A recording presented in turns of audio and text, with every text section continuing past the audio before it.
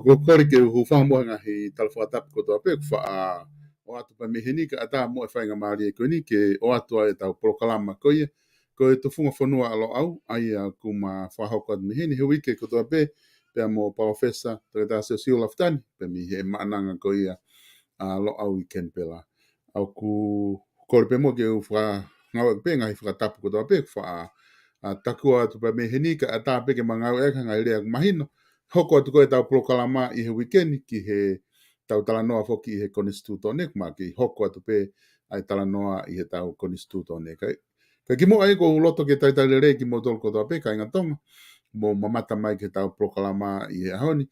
Ka tau ngabe ko le rei atu e tau prokalama ke te ki mo tolu ki a pina lava ke tau whi inas aki pe mo toki share te tau prokalama ke tau inas ko toa pe ai mo kinau tolu tena toki mamata mai I he prokalama to funga whanua alo au ki he wikeni I he ahoni foko loto ke tata le rei e profesa ki he tau prokalama ko ia e ahoni malo tau mau e ahoni pia ku tata le rei ko ke tau prokalama pia malo e ngau e pia me he university ma mananga alo au I Kenpela e profesa to kita se si olaftani pepe hake family pepe hake ngau e ki he wike for op ko ni Malo pito tonga ko kore pe ke u whamarumalo atu he talamalo e whanua ka e whahauko atu e tau prokalama pe au ko whamarumalo e whome he talamalo e lotu pe moe ako ka whaata mai ai pāinga ke hoko atu e tau tufunga whanua pe a moe VPO e nā.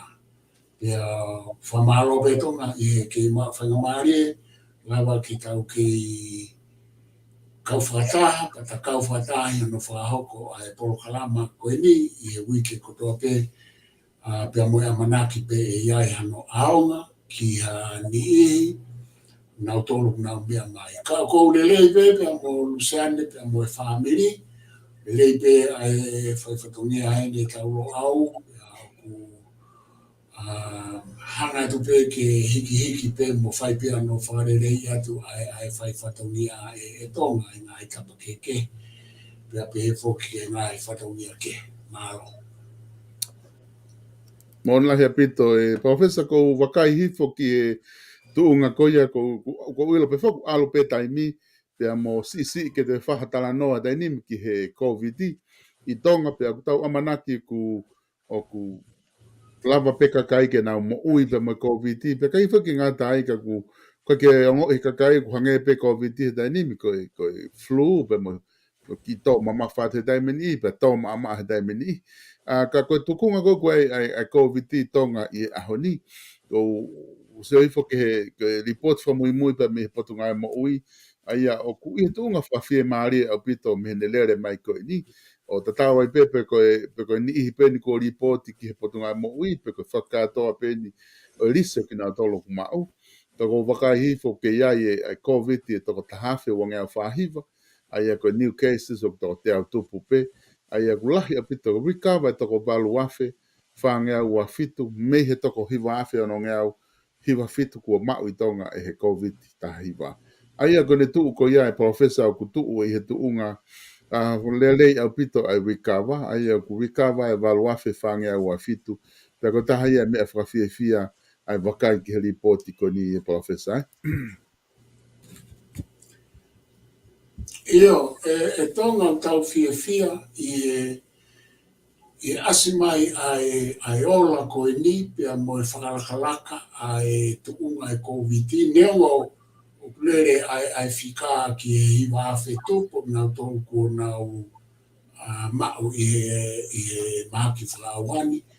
Ka koe nau tōku ni ko nau sai mai ai walu awhi tupu pea mo e huhuka matahu mo ngai whanau ko e pe ai whawhiwhia I tuunga ku iai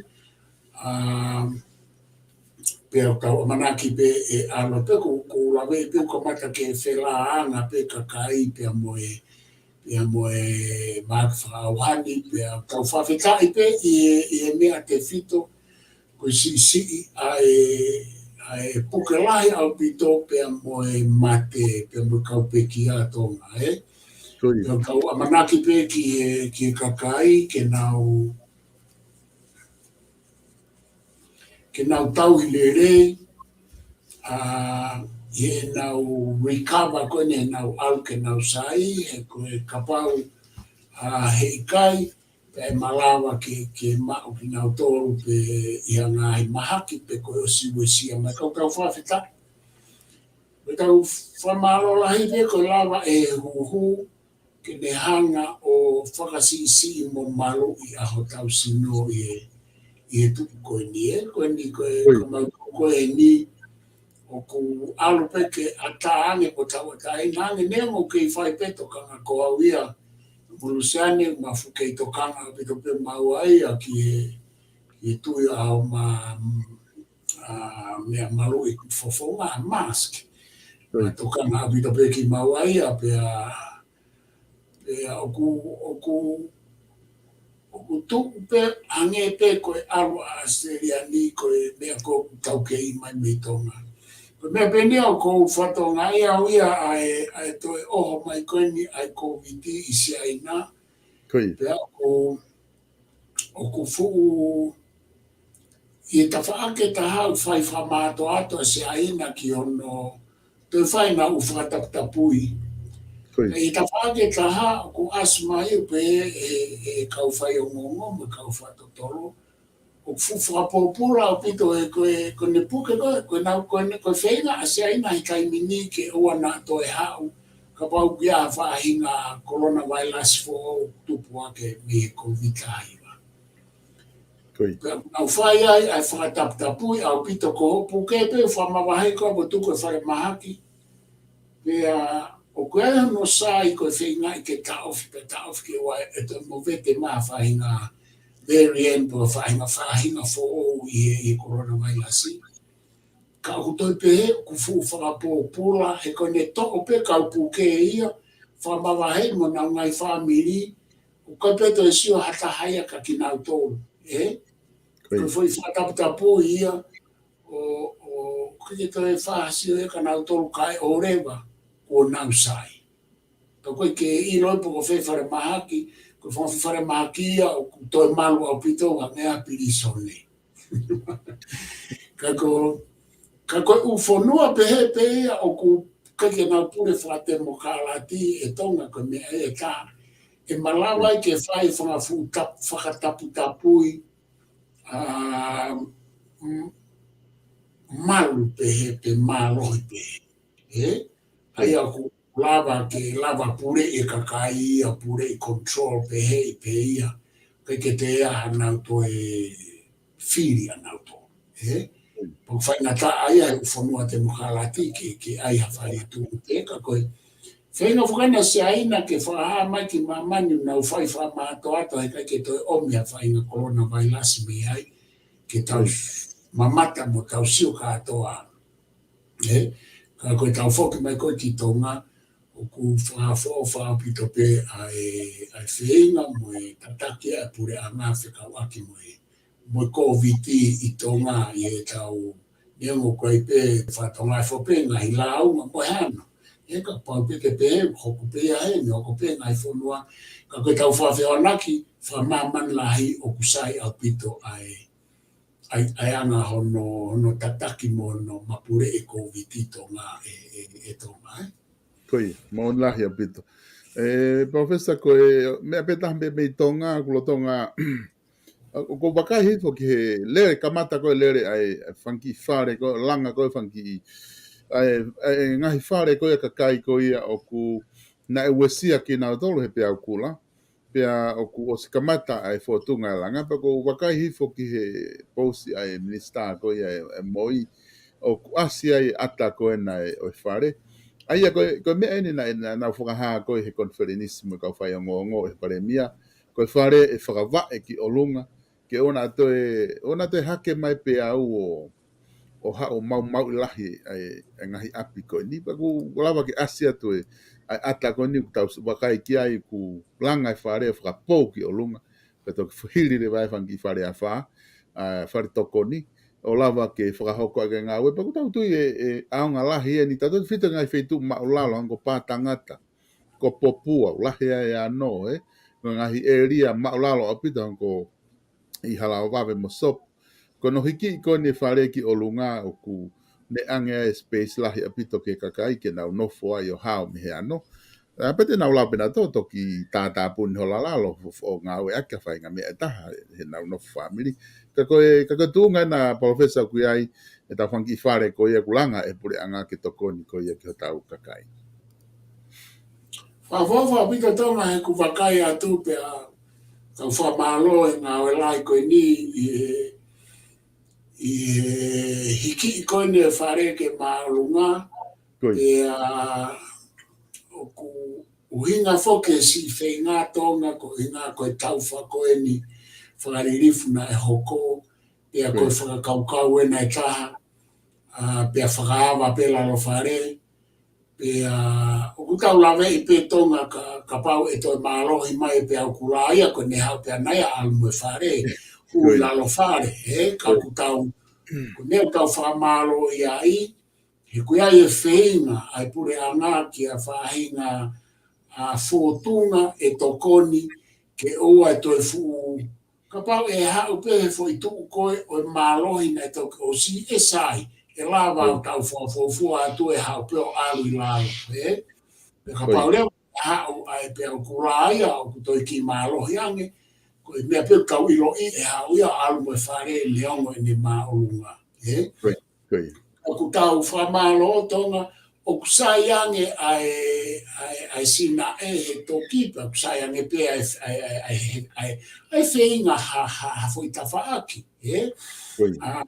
ke ua e fuwhainga tā ia o pito o hanga tonu pe i le volo o kere o si whainga tā ia i pe ai ki whamiri ka mea o ku hangea foi pala tokasi ha paradox ko i tau alu ki o runga e whare o hae mo te akura ka e hao matangia whaingofua e ne alu ana mo e whare aia koe tau sio ke ai tonga a si whainga tā ia ko inga ko whainga a takai tau ia i kau whatawange pe ne maalunga whare o maalohi ko inga he kai ke hao me pe akura kai mau e hea whaa whatawange ke whakatou hao pe ke ua palato kasi ai mea ke hao he kai mau he ko whatawange pe ke whakatou hao lo ua i e ongo tauwha whakai atakai ko whakai uwhonua ko ia kau fia e tau wakai atu ai si whenga e sa ia ngei atonga i te kai ke whaha ngā ue ia ke whaha furihi ko i ngā ko e tau o e tuku pe mo e whiriri wake a takai iyo Mon lahi apito e professor pa ku Taramai Agustino pe taimi ko e whae mo fui ke ka kutu ke whehi ta tau pe ia mo whehi na ki Taramai ka aware ku to e maalohi mai matangi ko mea pe hoko pau ke i pau pe ke uesia ka koe anga whoki hange ko ke taranoa ki ai koe anga pe ia o whahinga wheinga ke to e sai ange mo malo ange e tau e nofo i he whei tu o kumatu aki la vea ngofua o pito ange ko ngahi wheitu ko ni ku maulalo pe mo toto haki e vai. Ko e whaosi pe professor ko e ko whetana ki ato pe e tonga whetana ki mai Agustino malo Agustino mo oni whoki he kuto e omi ai whakaukau e mo fuike aia ko e tau sio ke e whare ko e na ka pau o kusai e pou he ko olunga o ku papa pe o ku pepa pe ku a olunga sio ka pau e sai e pou o ku airewa a manaki e lava pe o fefeka he mo fuike he o ku papa olunga aia ko e awhanga tuku te tau peherewa ko pe au kula mo e mo fuike e matamata malua e whare koe na. Ka koe a whaa, e maungofua e a whaa, tau te whito ka pau o kui kai whewheka a olunga. Ka pau whewheka pea olunga, whakawheka e te ne lawa e fo I tau whai tōru ko ia ke ki whakawhea atu ni a ipe. E o kusi. Ko mawinga e koe fo I tau whalalahi. Ko mo fuike, ko pe au kura, pe a moe a wha. Ko tau e tau tuku au mai he tau lahi me senturi lahi. Na tau nofo pe ki he a wha, pe a moe a wha, pe a moe a mofuike. Pea ko tānaki mai eni I hoko ai pea kula pā mo ngā whi o tōru. Pea koe kai ngata I tōru, ka ku malawa ke toi wha, he ka pā ha mo ngā whi lahi o hao ai a whi. Koe toi mea ma ke heia, pe te tau malu whewhe ai whare whunga waka koe nā me he a whi. Aia e malawa ke wha, ka ku tau wha whitaiwe. Whaiwhi. Saya me he hala. Ia hoko atu koe tō mamaro. Molahi apito. Koe whaosi pe profesa koe mahina whoka tuunga koe ai tau hopo. Ai hopo koe ni he primary. E toko ngai hopo fitu koe ni. Aia ku os mahina pe whoka tala tutu ne ta. Tonta pua. Koe hopo koe a tonta fitu. Waha api veni pikala pe mo Sengstar saulala pa mo ekministar koe mia. Os mo ia. Ka tika ke tala tutuuni, aia tau hanga atu e tala tutuuni ia I he weekend. Kulotonga lea re foki I he ahoni hopo ko ia a tonga tapulo aki, aia koe e hopo ko ni aia ngawhafonga kandidati me I tonga tapulo aki, aia kulotonga lea re he tainimi, pena e lea re foki na kutuki ku os mo hopo ko ia, ai taha I he waha a koe tonga tapulo fululu, na lea re mo hopo ko ia. Aia ka ngahi hopo kulotonga o tau tui pe wai a manaki e vave ene o si I he mahinani pe koe mahina koe ni ka hoko mai ku osi ngai hopo koe ni hono wha hoko. Ka kuia ia pito mea maari asi mai me ngai hopo koe ni ka ku hanga tu pe kakai ke nau wakai ki ha koe hae o la koe nau pehe koe mea ia whia mau koe hae o la koe mo tutu uni e o mai whakamau. O ku maria tonga ko mui atu pe konga o e ngahi o ngongo koe ke ngahi hopo pa ko whilawe atu pe ki ai. Koe ulo aki o ku tau ataina ai tō tāko tō pe ke ne hanga wakai ha ngahi mea o ku haa kia te ia o ku mata vai he lao. Kai ke ngata he mata vai e lao, kai ke ne mā kupusi, ka oku ikai, ka oku ne pehe. Hange koe tau pehe, koe tala aki. Oku ne pehe na e ikai ke whakahoko lelei, me he ene point of view, me he anga ene wakai.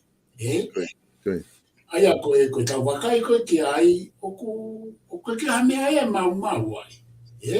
Koe kapa o ku wanga e lao I wakai a taha. E koe tala ki, e koe taha, o ku ne wakai koe whakahoko koe o e ngā ue ki he whiri na e ikai whakahoko lelei. Pea o ku a taha ko toa pe. Aia koe poini ua ki ia, koe poini ua, koe ni toki hoko ni hamea pehe I he whonua, Pea koutui I he kulawe I tonga mo māmani ka pau ku ikai tonu a e kumau. Te ki aha hopo lahi pehe I a whiri whare area I e kumau. Aia o ku reko oti a e ngahi hopo koe ni.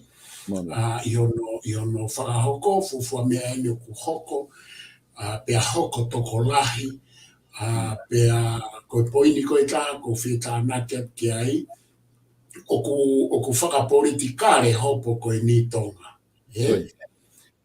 Aia ko ku hinga ko whakapolitikare, he neongo koe nau taukawei ai kumi ki he mooni mo totonu pea mo e whaihala. I anga I nau whakakaukau.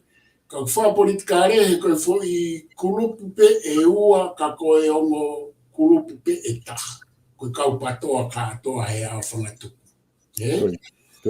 Aia koe uhinga ko pe fa politikare ko kulupu fa politika ni no pe ulau ko pati kai ko pati e tala noa fa pati e kai ke fa lere fa pati a me aia ko alu fa kulupu pe ka ko pe he o ku fa politikare ai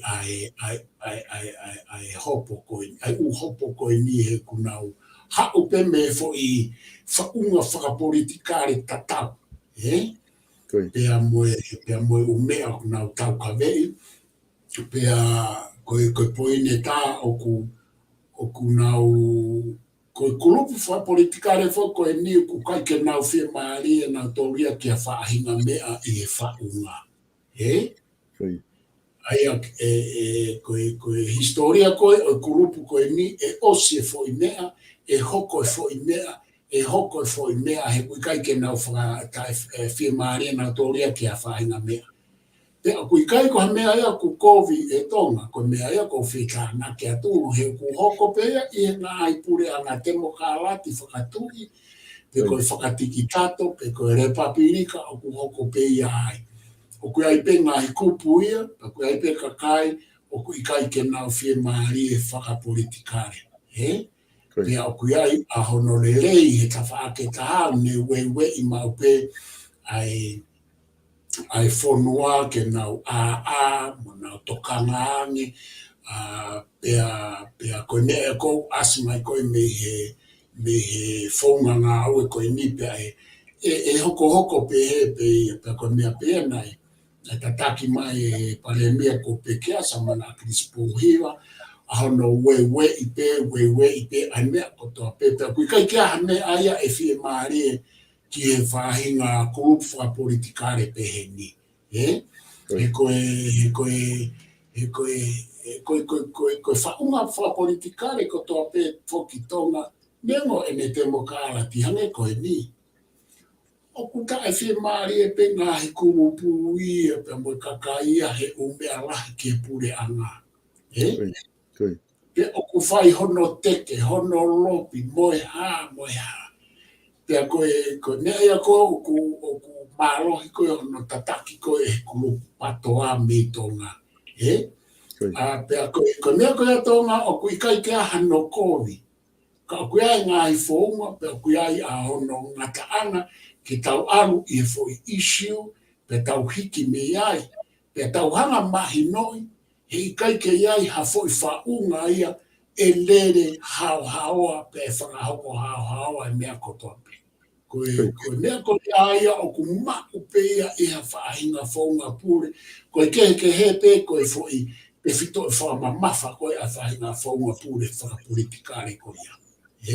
Pea koe tau tōru, tau monu ia, he kui kai whakapōpurai ai kakai pe he o ku nau viviri ta mamotu ke a whainga mea o ku whepaki pe o kui kai ke nau tui ki ai. He koe ngai whanua ia o kui kai whakaata.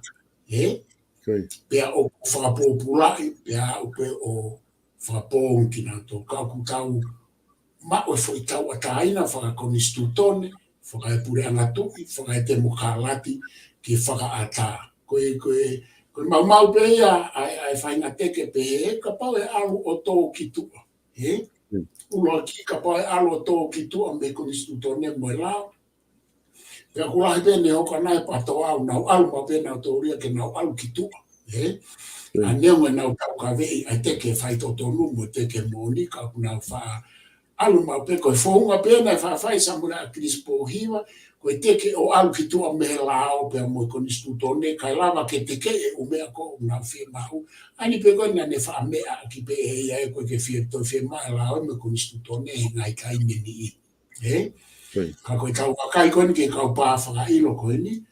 Oku na omileo na tolo tala mai ke ai e lao me konistutone. Pea mo toi whakatontonu. Ai o whianga ia mo mea. Nai wha mea ake he ki pare mea ko ia e Samuela e konga ki mui a e ngā au whakapare mea. Ka mai eke tuko la au me konistutone. Haurewa e hano kau mui o tala mai. Ke whakatontonu e la au mo tau ai e la au me konistutone. He tau hau ke whiri. Ka ko ia tonga ko whafoke atu mālo. Professor ko manatu ho o whakatala noa ki he o koe ai whakaukau na uku sia he vitio hono wha eke se tita tama ko Lopet Centuri. Pena tala noa tama ki he taimi ko pure anga ki mua he wafi hongo fulu. Pena tala noa ai ki he taimi ko ia mono sistem ai tai fie maari hanga ko arisi tamo e pea una minister na e whawhisi ko tai fie maari kai ke na fu wheranga mo e pare mia na lahi. Pea pehe foki ki he tamana e fuafua atenseniare ko na e whiri mai ko me asteria tamo ko kauchi. Pea ne pehere osko liriu, pea taulere mai sistemiko ia, pea na e hanga he whatahatoko ni o whiri mai pe taha o whatahatoko ni loia whiaki. O hoko ko e whamaulahi reo reo. He taimina e malo na e rivia ko e whamaulahi. Pa koe konga ini ko loto koe ki huanga o eke atu, koe konga ina o mahawinga i eina ne pehere o. Koe ongo fo i te kai ke liriu mo liriu. O kwa ipe hona vai anga kwa ipe hona malo hinga. Ka kone pehe ka konversio kona e whakahoko i tonga, i tahiwa hiwa ua.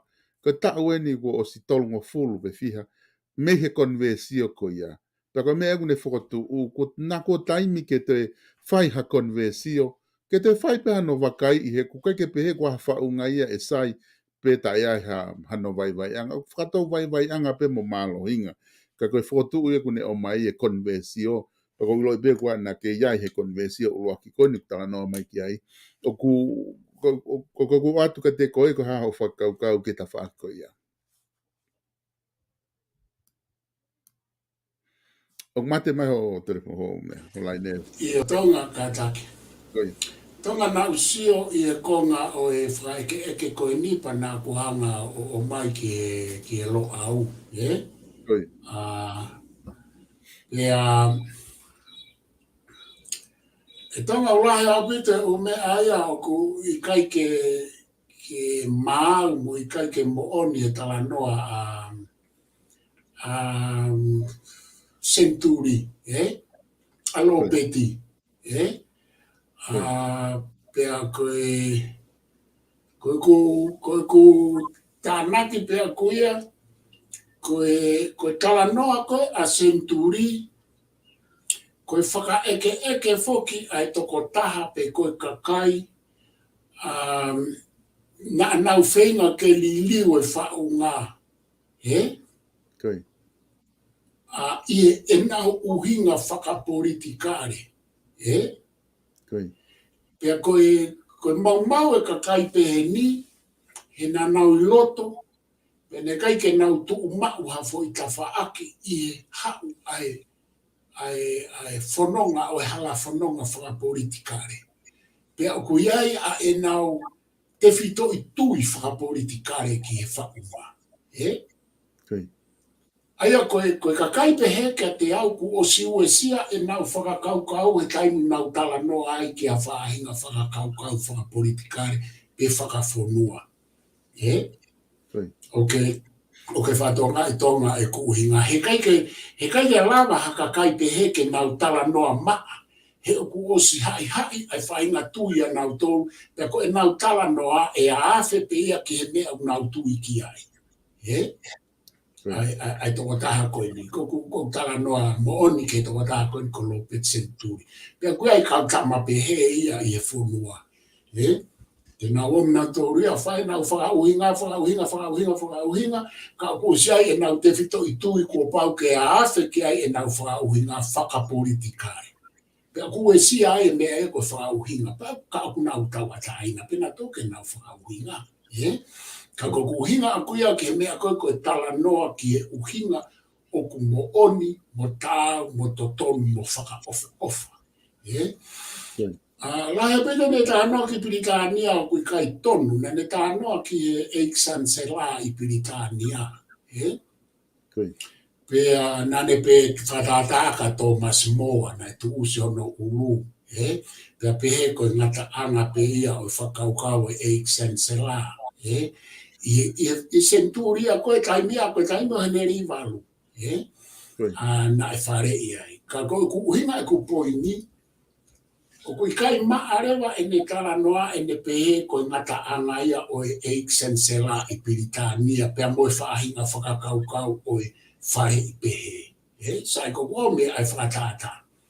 Ko whakatata e taha, ko taimi ko ne kala noa holo ai ki kau ki lawe kai kau tau whoki mai ki hopoini.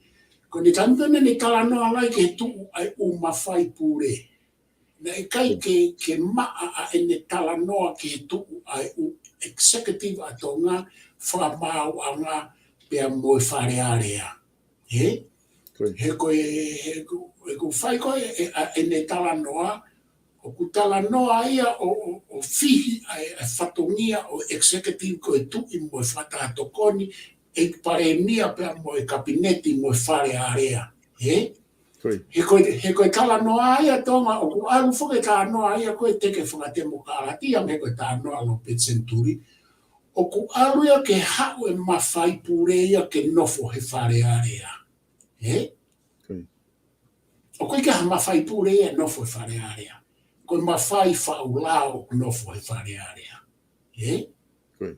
Pea koe mea koe ke manatu he whaunga o tō ngau ta whata noa ke ai. Ko executive o kuua, koe tui moe whatato koni, pea moe eiki pare mia, pea moe kabineti. O koe ke taha pe executive ia pure anga whatui, ta tau pe mo Piritania, neango koe umea o kekea tau tō i mawhai pure. Ka koe konga tahe ne tā noko whilawe whaoskai, koe ne whapatala ke whi alu aki holo ai fo i lao e ono, mono ngahi o hinga. Whaka-historia.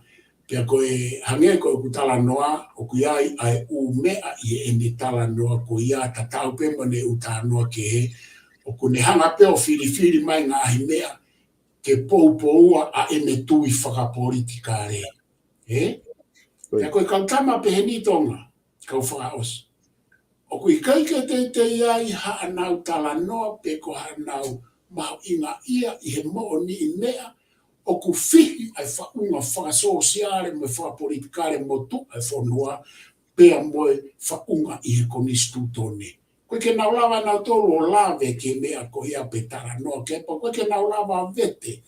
Tāna pena tolu he konistutone moe lao moe mea nau pe he whatemokalati pe tai whatemokalati. Kau koe ke nau ilo kui kai ke maa pe he simple pe he ai tu ai whaunga o tōnga. Koe mea koe nau ku teke mai aki ai, kui kai ke ano mau he kou polo hala mau mo ai sake tuiona me lo au, taha kau pou ai o e kau pou e lo au, o ku ne pehe e ai ke tau riri o whakapati pe au ku gere mai ne ma polo hala mai tōru ai mo ne ui ana, pe kou polo hala mai pe mo ia e ku a tāpe ke kakai ke nau mai, koe kau pou e lo au, koe kau mate aku mai lo au i tonga pe aku. Pako ne ui ia a e sake tui ono, hange pe koe ui koe nā tonga. Pako uso atu whakau ia tonga, o ko pou ke hu whakaukau pe ke ua e tuku, ai whaunga, ta e whai hano ue i mo hano tala noa. I neango pe vai hae mea te tau iku ki ai, ka kui kai ke aongai, o ko tui whataha ue mo lo Petsenturi mo ai sake tui ono ai. He koe pe mo whakaukau au ke ngahi mea ke mono mo kapi mo whakahoko at ke whonua, ka koe lele i whoki ke whai hangahi konvesia pe ko ngahi whoro. He kuneongo e tau tālanga mo e tau tāla noa mo e whau tohi e ka wako mo e ha, ka koe re soni koku o mai, pape ke tau ai hafo i forum ke tau tala noa ai. Ka koe mea kona u fotu mai lo Petsenturi, whawawa pito e hange peko mea kona u teke ai sake he maporo karama. Whamai sake ke tau o whapati, koe whuke utu iau ke whakapati mo professor ina fotu au kau. Ka kou tala noa pe au ki ai pa ko hanga angi ngai wheho, ki hanga ni whakaukau. He oku ata e toa taha kotoa i he malumau e konistu tone mo e lao, ke nau omi hanau. He kono moni e tonga, kau whakatuka whawhokia. Koe konistu tone mo e lao, neango ka pau kai ke te tui kita ke riri we, ka oku maku inga. ke osi hata o e fia pe a tau whai a tau. Ko me sio o tala noa. Ko mea whai te rihaia ai tu i moe whare area, moe kabineti, moe pare mia ke na wā whangatupu. Ka e whakatupu mo i le lea ngeia ke whanua neo e ke a e tau tui mo e tau sio. Ka kui kai ke ano kovi ke o mai ke tau tala noa i. I koe tau hao koe ne tau e tahaua me hen hongo fulu. I koe tau ene fiha, i koe fiha e. Koe ua wae, he? Oia, he? Tau e tahaua. O se o mea lahe u tau sio ki ai ke tau tala noa i whakawhonua. Kau whakawho ke atu tonga, he? Malo apito, Profesa. Ko tui mahalo koe, o koe pe ki whehu i heni ka ko ki wakai ke ta taimi, ko ia. Ko tui meha mahalo na ala pe ke tuku e peke ke wakai ke ai pe te tala noa ke whehu koe ni, pe te ta alu ke ta konistu tone koe ngā ka ta taimi. Kau o atu pe mo ki whehu koe ni ke kau mai taha koe ni he mea. Koe ki whehu i e nau pe he, koe whehu nau nau pe ke eke ngai mua ke he Profesa, pe koe whe whaunga o tonga. Profesa na ko tui pe mahino atu koe whehu i pe ku pe ko au koe ke mahino e whehu i ka koe whehu i ena ke eke ngai ke he Profesa, pe koe whe whaunga o tonga. Mahalo apito. Kai take, ia. Ia, kau lawe atu tonga, he? Koe. Koe mea koe ia hange koe matala noa pia mo aisake tui ono. Koe veu mea u asimai me ne tala noa. Koe. Oku pana e maporokalama wha o si. Oku alu ke asimai ka te au ai whakakaukau koe ni pia kutau ataina pia aisake ia ki ai. Oku whakakaukau aisake pia koe ai ngai whakakaukau pe he koe whaunga tō ngā koe konistu tōne pe mboe lao. Eh? Koe. Pia koe fo i whehara ki laha ia kou sio ki ai, i e kakai koe oku nau mau o pe he, koe whaunga o tō ngā koe lao moe konistu tōne. Eh? Koe. Pia oku asire vaia i e kakai oku nau whakakaukau pe he ni tonga. Kai hame a ke whakarerei, koe whakarerei ma ai whonua, tau sio ke konistu tōne moe lao. Eh? Koe. Pea kui kai ke asi he nau tala noa na tolo ha nau toi sio ki u mea oku makatuunga mea i e tuku e konistu tōne moe lao, koe toi u whaunga moia. Eh? Koe. Aia, koe whaunga ena e whonua o kui kai taha pe, koe ku taria. Koe. Ki e whehu i koe na. Pea koe taria na koe swhai aku i tonga i ma u porokalama pea mo lauman pe te ro, i hono veteki koe e he tu i koe ai whare area, i e wā whetawhitu. Koe. Koe whaunga o tō ngā, te tau whakalau e tau tolu, ai whaunga o tō ngā pea o ku whihia, pea o ku nau la lava mo la langa, pea o ku puna kaki mai ai konistu tōne mo lao i he whaunga o tō ngā. Pea o kupuna kaki mai ai ho tau historia i he whaunga o tō ngā. Pea o kupuna kaki mai ai haa i he whaunga o tō ngā. Pea o kupuna kaki mai ai lotu i he whaunga o tō ngā. He? Aia koe ku tāria. He koe taimi kou tau tala noa pe ai koe whaunga o tō ngā ka pau. Hane koe whainga tala noa koe. Whaunga o tō ngā koe lotu whakakaristiane. He? Koe. Sio koe kupu ia taha e whaunga tō ngā koe lotu whakaristiane. Te ka paurewa e pe he e tau tala noa, te tau ilo rewa, koe e o ku kehe pe a whekau aki moe. Pea koe he kai ke tau lawa o ai pe e kai ka e uesi a ie he ku nau whela lawa aki mo whela lana aki. Koe. He? Ai a ku pau ke tau, koe tau pe he. Whaunga lotu, whaunga tō ngā koe lotu whakaristiane. Tau tāna pera tō wai. Ngāra tau tōruia u mea koe. Ngāra tau tōruia, koe lotu whakaristiane koe e ahoni, o ku whaifio ia mo lotu motu a i hono ngāhi u ngānga ni i. Pia ngāra tau tōruia, o kutoa mo uipe a lotu motu a ia I loto I he haa. Pea kuke iai pe ngāhi haa ia, koe ngāhi haa, o kuna whai e whatongia o lotu motu a I e tau whaunga. Aia koe tau pehere, wahi tau tala noa I he lotu, koe whaunga e lotu, koe whakatahai o lotu motu a, mo lotu whakaristiani, neongo o kumā rohi ange lotu whakaristiani. E pau ke tau tala noa pehe ke muki, koe tau tala noa koe whaunga tō ngā koe lao me kunistu tōne.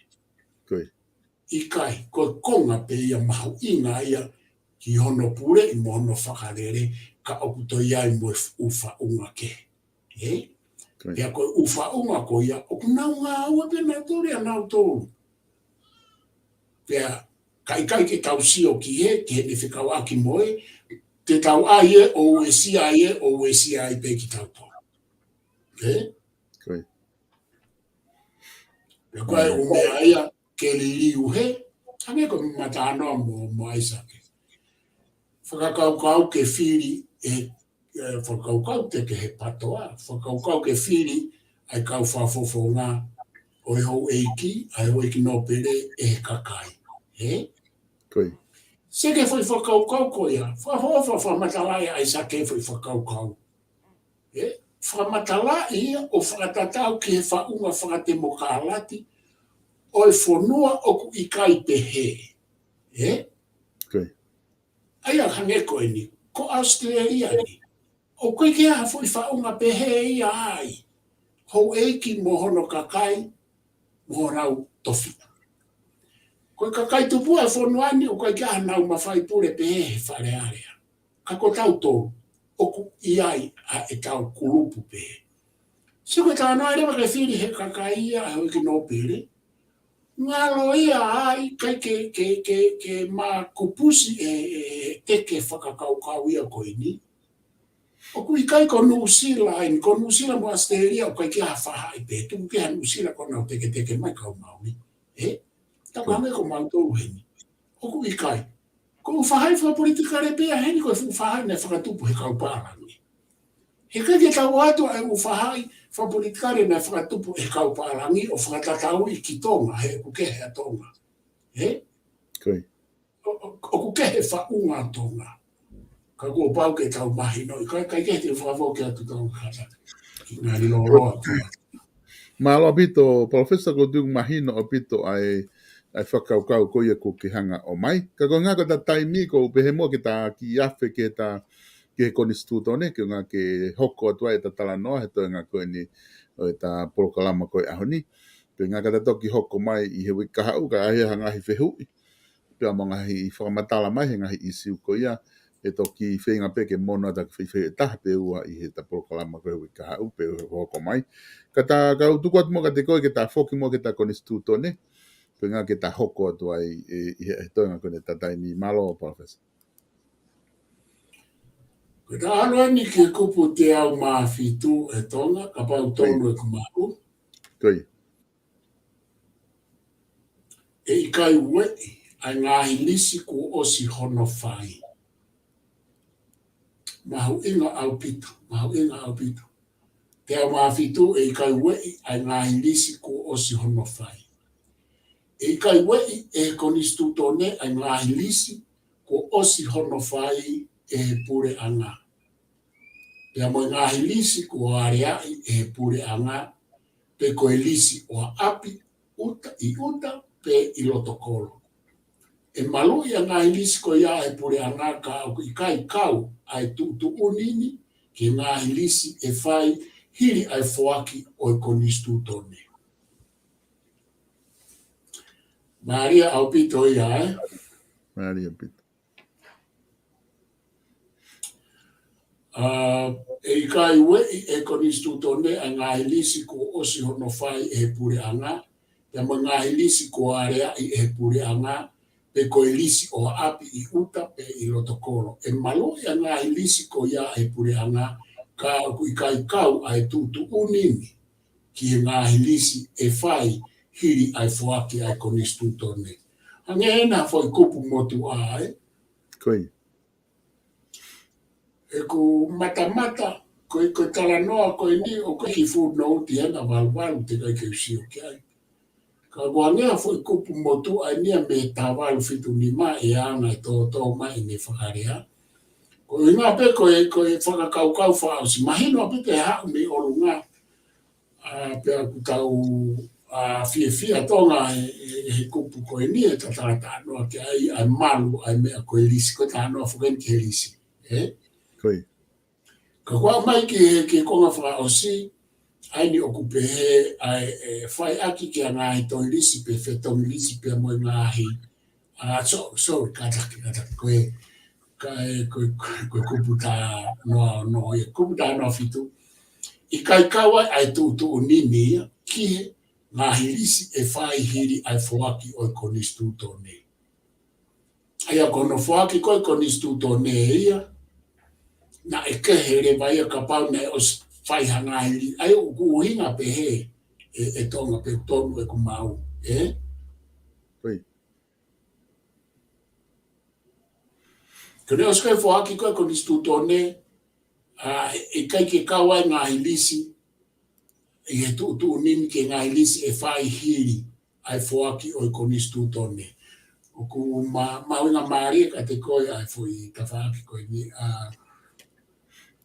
Ko wakai foki palofesa ke tu ko kwai ko ngahi kupu ko nik taha wai o mai foki man ki footnote. Ai ko ngahi kupu ko to pe ko mai no ai ko wakai foki ai una o mai u ta una to fa ho mai foi lao. Porque ta una fa haki i kapi ki lao ko ya. Pe ko fa tonga ia ko ngahi kupu i ko instituto ne o ko ke ha footnote ai. Ko tam ko komia ko ki te fto ko instituto ne ko ta wal fit ni ma. Ko ngai kupu ia na kamata mai ki pe ia me ko instituto ne na ka pe te fahanga we ia ki ai. Ai o go se fo ia e ko sio ia ke ta no ono o lau footnote kai ka ku hala ko kupu ia ko ta no fitu io alo sio ke lu ko ta no fitu ia ko ni fitu ta no ko mei ko nga i kupu ko o ku kai footnote ko nga i kupu me ka mata na te ke fa me a ke mau ina mari ke ai ha footnote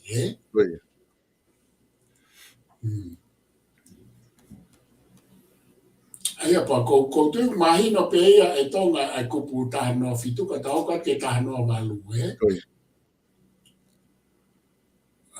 kupu ta no valu o ku tapu ke to fai ha to hirisi o api o halotu ki a to me a ke ta ia i hangofua o ku tapu ke to fai ha to hirisi o api o halotu ki a to me a ke ta ia i hangofua ai ku mahino ni ko kaulau atu ai kakano ku pau he kai to fai harisi o api kolo ki halotu ia ngai tau mua kai o ko iai hakakai lala tangata pe mo fefine tolngofuru i ese asi ko ia i kolo ko ia pe i kai ngofua ki halotu ke ngā aki e kere risi ko ia ki ato e tau mua o ke heange me ngā e mea whakalotu pe to e whai harisi ki a taha ke ta e to mua loto ki ai kabineti.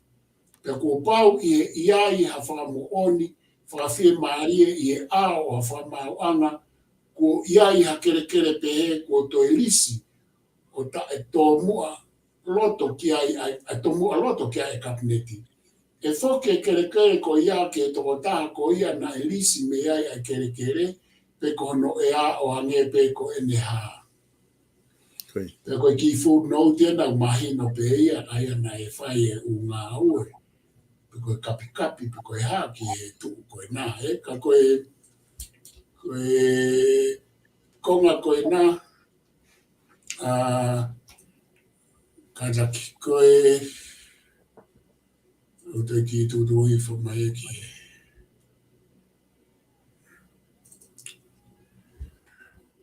i la tari ma pe tonga ka ki le rei mai ki he kataki io ko te au māwaru io ko mahino ena ko pau ke au e toko lahi ke toko tonu mo furu ke lisi ha api Koe apisiasi. Api ke oko ko apisiasi. Koe. E kai ngofua ke ngā ke ko ia ke atoe whaahinga me ake. O toi taumu ake he ia me taumu a koe kaku pau ke loto ke ai kabineti. E ko alu fo ke risi o alu o whai mai tu ni he kabineti. Koe kabineti fo kuna whai mai tu ni ke urisi. Pea ko mahu inga au pito ia pea ko pau i ai ha whamooni, whawhia maria i he ao o whamau ko i ai ha kere pe ko to e risi o tae to mua loto ke.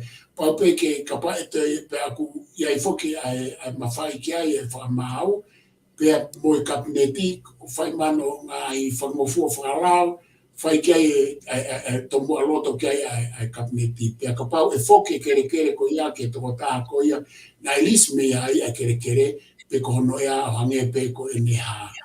O ku malawa ke toi foki ka pau e kai ke tau i rei ai tau mua o e lisi ko o e whare lotu ke whahoko hono ngā i tau mua. Ka koe ngāi wheniri waki ko tō ko ia ko pau ke whaka mooni e whaka māu pe ko hono whakangofua mai e a whamau pe ko pau ke loto ki ai kabineti ko mea pe mahino ka te au me kupu ko ni e tonga mahu inga au pito ai konga urua ki ko pau ke ai konga kere ko pau ke tolu noa o laka ki o lunga ai toko lahi kai ngofua ke ai hasiasi ai kau mimi pa. Pea e kai ngofua ke toi ngāwe aki ki a tau mua ke. Sio na e ai e lotu tonga koe kupu motu a ni ka koe nu asmai ne whai a no ngā i kapi. Ka pau ke ai e lotu ke mahino o kui ai hono kakai toko tolu noa. Ke nā ngofua ke nā ulisi a konga kere. Koe mo poini mahu ina ia koe ne konga ulaki. Pea koe whika ua, ko pau ke aipe ke tau mua whakalotu. Koe paraparema i tuu ai lotu e ahoni. O whapeu ke i tau hiki ai e ngā i lotu i tonga ai whika koe ni. I e whotu lotu i tonga, pe koe whotu siasi. Ka koe paraparema e ko hange ka te au koe ngā i lotu me ngā i siasi au koe ke ne mau e whika tolu noa. Ka aku ia ibe e nau ki siasi. Pea kulahi apita mea e ko ia i murini. O ku ika i mui ia, tawa ta aina pe ku tau i muri. Ko murini ia ko ki whamiri pe e taha e ua una fotu e na tole siasi. Ka koe tau alu koe na ki tonga. Mahu inga au pito ke whakatau mua ai konga kere ko ia ki ngā ue alotu. Koe ahoni maia moirere maia ki muini tonga. Fu whakapolitikare au pito no ngā aue ake ngai apsiasia ke ngai tau mua whakapolitikare. Pena ku whakatoka ngā hifo mahala nei ngā aue ake e siasu e siriana ai kupu te au mawalu ke nau ngai tutu uni mai he u kempeini mai koe ki muini ke taofe ai whai kempeini i honau ngāhi apsiasi. He kono moni tonu whakakonistu tone pe kanai hanga atoe ko tui koe pato ana e taofe na u kempeini he uhinga ia e siasi. Pea mua toi u kempeini pe i e api lotu ka pau nai tonu e kumau. Ka koutui koe nai hanga e whake pato aia whahanga e siasi. Ka kisio ke he kai ke tau ilo ke konistu tone tala mai ta noa walu o maoni pisiasi. Ka pau na tau ilo e konistu tone he kai ke tau lau ke siasu si anamo Palestini. Ka pehe mai ue si anau fa politikare ai umea whai ai pe whai ke au tau noa ke. Mo ua ko mea ka wheitu ke ua e a whei ki ai e ngā ua e siasi ia ke alu ke tawhaaki ko ia au whepaki. Ka ke tonga te whafoki atu. Maone apito, Professor Kotu, o mahino apito e kupu koe ni, i he tau mua koe ni ko ke whamatala ki ai, ko pau ke ao e whitoho lahi.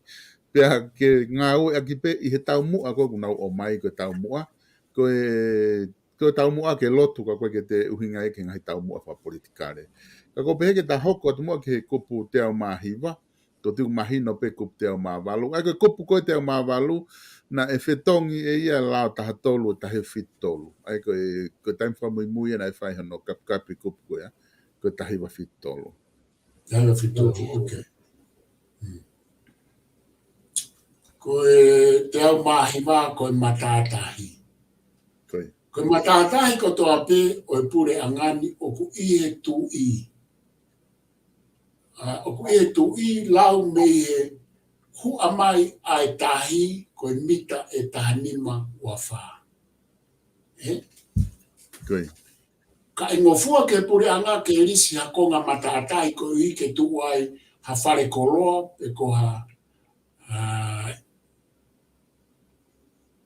pe ko pāmaka e minista fonua a honorisi i loto ke ai a kabineti. Sai, koe foi kopo maari e ni. Koe matatahi ko toa pe o pure angani. O ku ie tu i. Mandui e tonga koe matatahi ka atoa, ko ni hako e tofi a koe no pere, o ku hau rewa ngata, pe a hoko rewa pure anga, pe a hoko moe tu i. Ai koe whiwharea mahino. Mita taha nima poi ni ua wha. Hu amai. Lau, koe pure angani o ku ie tu i, koe matatahi ko toa. Lau mei he hu amai ai tahi, koe mita taha nima ua wha. Ka ingofua ke pure anga ke risi hakonga matatahi, koe hui ke tu uai ha whare koloa pe koa. Pāmaka, koe ke mai ni lefui. Pe e ie minista fonua a honorisi i e loto ki ai a kabineti. E kulere atu koe ange, koe api uta ko oku, aloa toa ngata, tau potu au ki tahi, i tu i wātu, i alofi. Atu ko ngata, pe a hoko rewa a tui wakano. Pe lere lewa tui wakano ngata, pe lere le vai pure anga ala atu koni moi tui. Aia kone alo atu ko whalaka mea tui wakano, pe a koe pure anga, aia pe alo atu pe a koe tui ia. Ka oku malawa ke lisi e pure anga ai konga tau potu ko ia whaahinga uhinga. Ai o sirahi pene hoko i tonga. Ai au kumari ko anga koe tau tu utonga i tuku whaholo. Ko kita ko te tau potu ki tahi, o ku te tokanga i ai pe konga ai no pere, mo konga ai pure anga. Tuku ke ka pau te ai ke whaha mea pa te tau toki alu rewa ki tala noa risi pia mo minista fonua mo kabineti. Ka koe api uta ko tō peu tu ki tahi, o ku hange pēia koe konga pēia o e toko taha ko ia.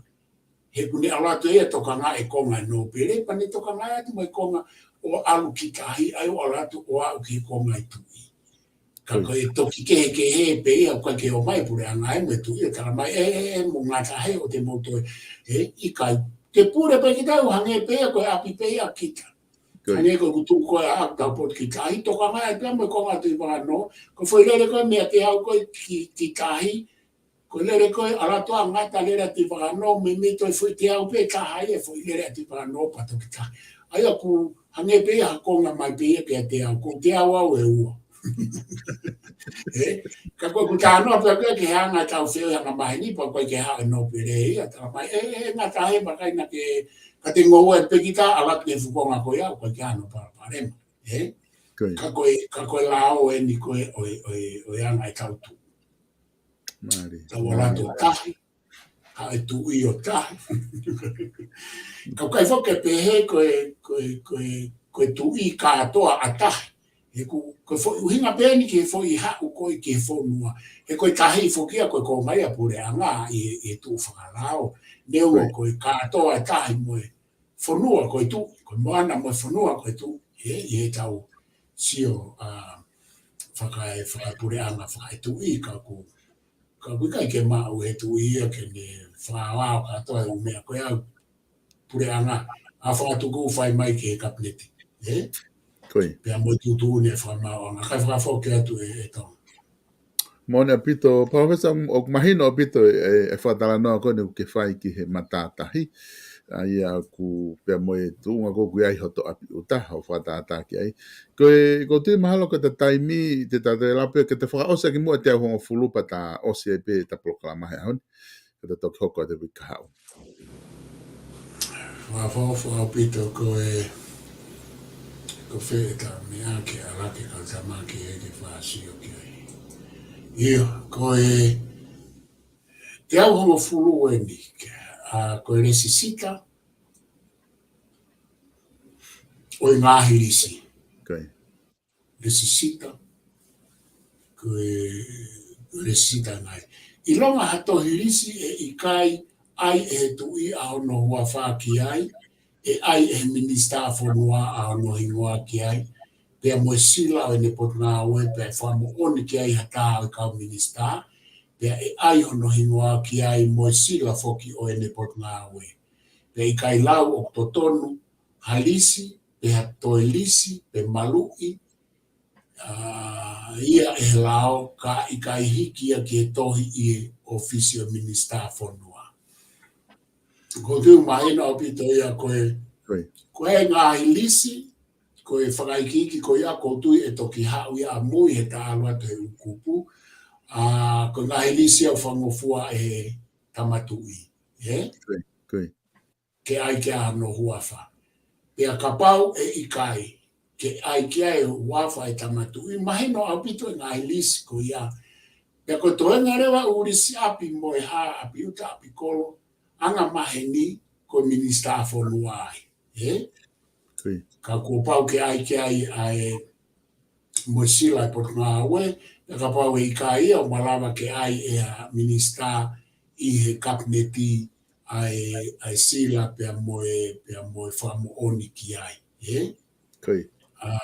Pea e i kai lau o totonu harisi, pea toelisi, pe malui, ia e lao ka i kai hiki a ke tohi i ofisio minista whanua. Aia kono awhanga tuku, kai kia harisi ka e fau ke minista whanua, e koe taha ka minista ke whamu oni ki ai, tuku ke ai ngahi lisi o whamu oni huafa ki ai ene afio. Aia koe whakaiki koe ki ngahi konga o ku whamu oni huafa ki ai ene afio ngahi lisi ko ia, o ko peka ko tu e to whamahina mai ta ala te ngai kupu e ko istu tone. Hange koe ai koe ni ke risi, sio ke mea koe ni. O mahina o le wae e a whangatuku ai tu ia i e whonua. Koe fu kere lahi koe ni na ai ke risi e pure ana Samuel Akispo i wā i sileri atu he foi alo atu ko ia i sopu. Tie kau sia ina. Na i kai ke whakahoko ia, he kui kai ko minista whanua te ne a whangatuko e lisi koe. So koe fu lisi la ia koe. Aia koe kere o pure anga, mo kere ne a fio, oku malanga, oku whamoni huafa ki ai ne a fio. Ka te tato e mao e whakaiki ki a mui he koutu i o kia i e ukupu ki ai. Ka koe kere koe hou e ki no pere, koe hou i ki no pere pe ia e tonga, ia e kumau o kunau whamu oni ki ai.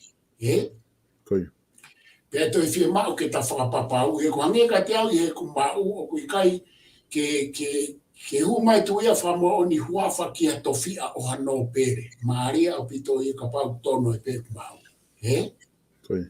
Ko mea kou whamu oni huafa ki a tu i ko hono u tofia i e lisi. Pe koe tofia e pure anga. So tofia koe pure anga, koe ngahi lisi la lahi ia o whamoni wafa ke e tui. Ka pau tonu e kumau. Ka kutu whihi ka te au, ka ta whaose a kia, koe lisi ko popua, hange ka te au nei kai ke whamoni wafa ke e tui. Pea ai ko ai whai ai pāka. He koe kutui, koe u api ko ia, koe u api utaia, ta koe foi ke heia. nai u api utalahi ai o kakai, na i kere koe na whai ai ngā ue koe ia. Pea iai pe mo kere o pure a ngā ai whai fio ai. Koe fo i tala noa koe ki sopu mo Isleri, koe tofia ka atoa pe e pure a ngā. Ka i soke foi ai lisi koe ia, nei kai ke wha moni hua whakaitu i pe nei kai whalewa ke lava. Ka koe a sopu mo Isleri, ka ko popua ia, na e lava pe ia pa te kai ke mahino le rei me ka te ai foi ke koe ia. Ka koe ai e tofia pure a ngai, mo e tofia ka kaina e whakataha i e langa ngā ue koe ia. Ka te whafo ke atu tonga, Koe. Malo apito, profesa ko tu ku lava ta proklama koe ahoni pa mahino apito ai mea koe ku ke whatana noa mai ki ai. Ka ko tu ko ngā ka ta taimi, ke ta ki ngata e ta proklama he ahoni ka ta tok foki mai i he wike ka hau ka te watu peke ka pau kwa hamete ke FIFA ma apopo mai, pa ta toki maware wa he ahoni. Aloha apito tonga, pe ku whamaloa pe i he whainga maaria, mo lava e ta proklama, whamaloa ka te mutolu mo mea mai, pe te mo mea mai ke proklama ni e ka hau. Ka koutu i pe koe proklama ka ana ke atu pe ki e tau whereoko o ilo, mo e tau whereoko ki e konistu tone, ai ngā he tala noa mo ngā he whakaukau ka whai, ka kou whamaloa e tonga ko whalai ke te koe me whamiri, ka tuku ke ta tau ai, mahalo. Malo apito, whamalo lahi atu i he lava ta proklama, o whatu profesa pa mai ngau whai me hena.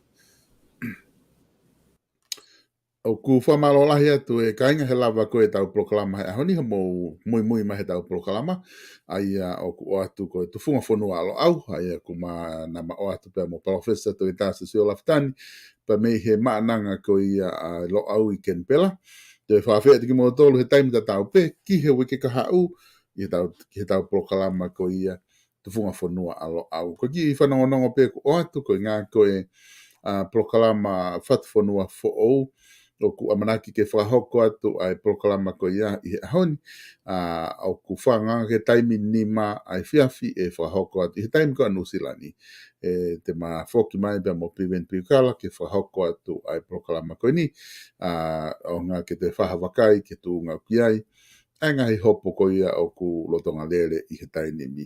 Ka kehe ko e whanga ke taimi nima, ka toki whanongonongo atu pe i he taimi ko e ofi atu ki ai. A whamalo atu pe ke kau sponsor, ki he South Pacific Loans, Starek Tupo, pe mo e South Pacific Loans, i hono whaata ngahi proklama, ke whahoko atu, pia mea miheni ke ngā ke mo mamata ki ai. Ngai whia mau no ko toa pe ke whai, o na ngalo i te koe a South Pacific Loans, a Starek Tupo, whika na wha mo uiga no valungi au, valu, hiva valu. Ko a pongpongi, te ma oi whainga maria ke ma proklama mo Starek Tupo, i he hongo fulu pongpongi a pongpongi. Ai te ma proklama ai pia mo e South Pacific Loans mo Starek Tupo, hongo fulu pongpongi a pongpongi, pia ko hoko rewa ai taha, ko e proklama anga maheni e whawhango saione. A pongpongi ia te ma whahoko atu, ngai proklama ka pa te ngai proklama ki mui ai e to whahoko atu pe.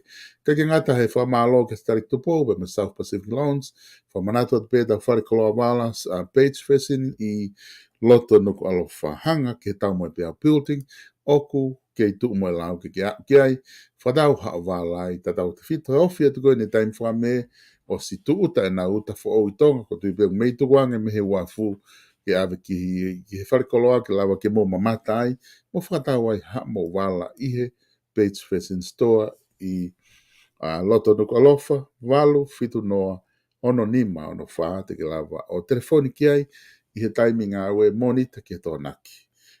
Hiva ke nima e fiafi, te ke lawa o fitu utake te kina tōru. Koe uta fo o koe page facing o ku tau atu he weekend ki tonga tapu ki he wafu, ai e ku watu i lava o ata i he weekend, tonga beha a he weekend, pe koe wiki ka hau o ku ata e uta koe ni ke te mautolu, ke mautolu mo whiri eka ngahi vala kotoa koe ia, vala e maua ngahi vala ke whakame, vala ke sapata whae, sapata tamai, mau katoa tu ia. Pe me he page facing store, i loto nuku alofa. Whakahifo pe ke whia telefoni, wal fitu noa ono nima, ono wha, ka mo me aga tau tok whilo aki i he proklama ka hoko mai.